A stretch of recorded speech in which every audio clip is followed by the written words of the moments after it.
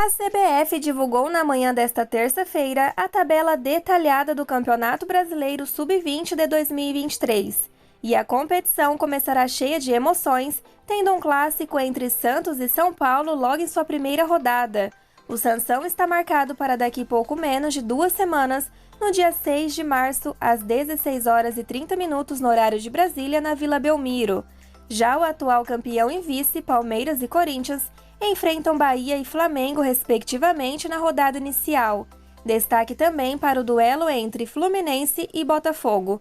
O Brasileirão Sub-20 é dividido em 2 grupos, A e B, de 10 times cada. Na próxima edição, o primeiro contará com América Mineiro, Atlético Mineiro, Botafogo, Ceará, Corinthians, Cuiabá, Flamengo, Fluminense, Internacional e Red Bull Bragantino. Já o segundo tem Atlético Paranaense, Atlético Goianiense, Bahia, Cruzeiro, Fortaleza, Goiás, Grêmio, Palmeiras, Santos e São Paulo. As equipes se enfrentam dentro das chaves, em turno único, e as 4 primeiras colocadas de cada uma se classificam às quartas de final.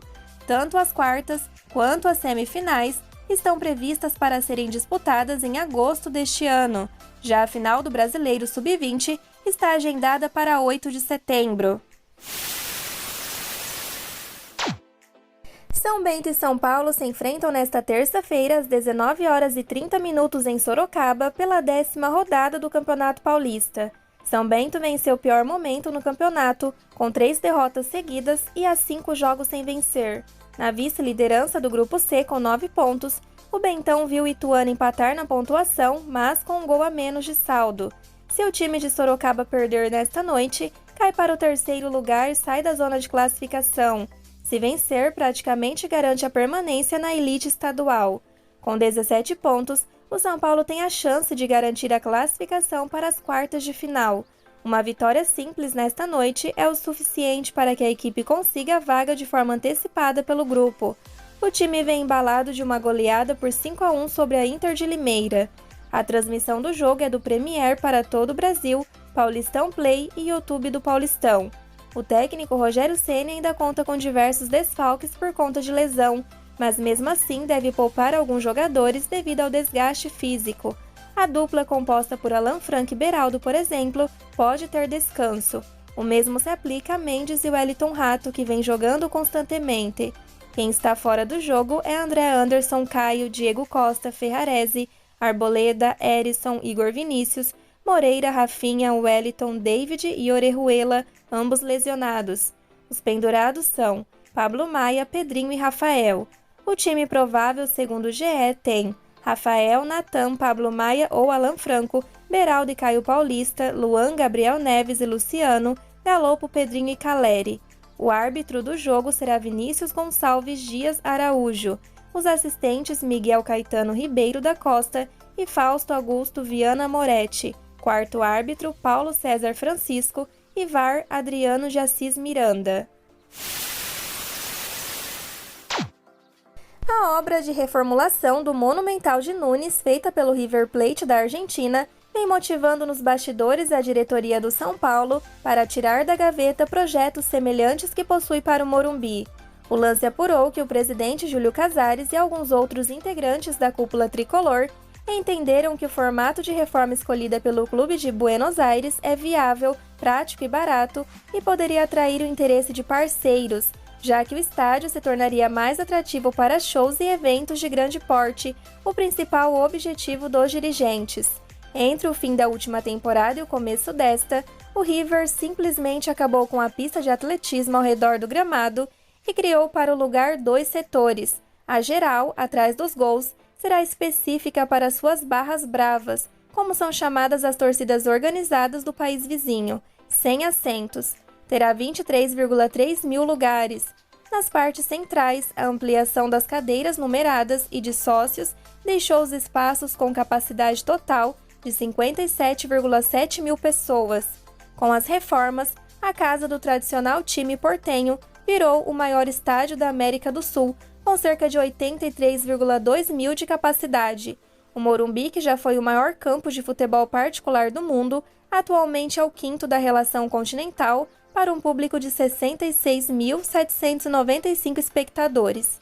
A expectativa dos cartolas são paulinos é de finalizar em até 2 meses o projeto a ser apresentado para a captação de recursos. O tricolor tem 2 frentes para arrecadar a grana necessária. Uma é a de fechar parceiros na iniciativa privada, dispostos a serem uma espécie de sócios na empreitada. A outra é a venda do name rights. Desde os anos 1990, há falas das diretorias do São Paulo sobre reformas estruturais profundas no Morumbi. A última de grande impacto foi em 2008 na gestão Juvenal Juvencio, quando se prometia cobrir todo o setor das arquibancadas e também construir estacionamento. Sem a inclusão do estádio na Copa do Mundo de 2014, os planos foram engavetados. De imediato, conforme o lance apurou, a diretoria atual descarta planos mais audaciosos, como o rebaixamento do gramado. Um córrego que passa por debaixo da praça esportiva impede alterações neste nível, mas após as ações do River, é quase certo que a aproximação das cadeiras ao gramado será realizada se o projeto andar com a extinção da pista de atletismo ao redor do campo. Ao lance, fontes da cúpula tricolor ouvidas revelam que um dos projetos que mais agradam conselheiros é a junção do setor intermediário com o térreo, mantendo assim o espaço onde se localiza o Morumbi Concept Hall, com lojas e serviços ao torcedor no térreo, mas sem vistas ao gramado como acontece hoje. Também inaugurado na gestão Juvencio, o espaço extinguiu as antigas gerais do estádio atrás dos gols. Foi apenas a segunda grande intervenção estrutural desde a inauguração completa em 1970. Nos anos 1990, para a instalação de amortecedores e entender requisitos de segurança, cadeiras foram instaladas em todos os setores, incluindo as arquibancadas, reduzindo drasticamente a capacidade total.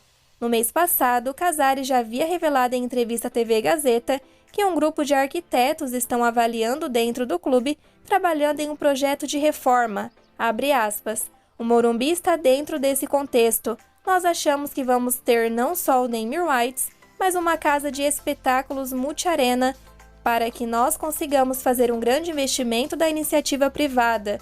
Porque eu não posso, hoje, todo o dinheiro arrecadado com a receita do São Paulo é para pagar dívida, alongar dívida e manter um plantel competitivo, fecha aspas, foi o que disse Júlio nesta entrevista passada.